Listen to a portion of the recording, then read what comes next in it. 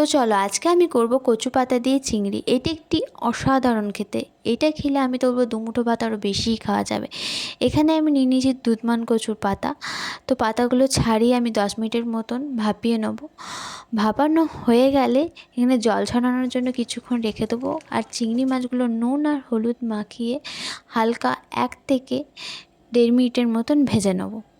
এটা ভাজা হয়ে গেলে কড়াই সর্ষের তেল আর কালো জিরা ফোড়ন দিয়ে কচু পাতাগুলো জল ঝরানো ওগুলো নুন আর হলুদ দিয়ে হালকা 4 থেকে 5 মিনিটের মতন ভেজে দিয়ে দেবো নারকেল বাটাটা হালকা 7 মিনিটের মতন ভেজে, কারণ নারকেলের কাঁচা গন্ধটা যাওয়া অবধি এবারে দিয়ে দেবো বেটে রাখা পোস্তটা। ওটা হালকা 3 থেকে 4 মিনিটের মতন ভাজা হয়ে গেলে দিয়ে দেবো চিংড়ি মাছগুলো হালকা নাড়িয়ে চাড়িয়ে দিয়ে দেবো সর্ষে ধোয়া জলটা দেওয়ার পর হালকা যখন ফুটে আসবে তখন দিয়ে দেবো 3-4টে কাঁচা লঙ্কা আর উপর থেকে একটু সর্ষের তেল। চলো ভাতের সাথে খাওয়ার জন্য এবারে রেডি।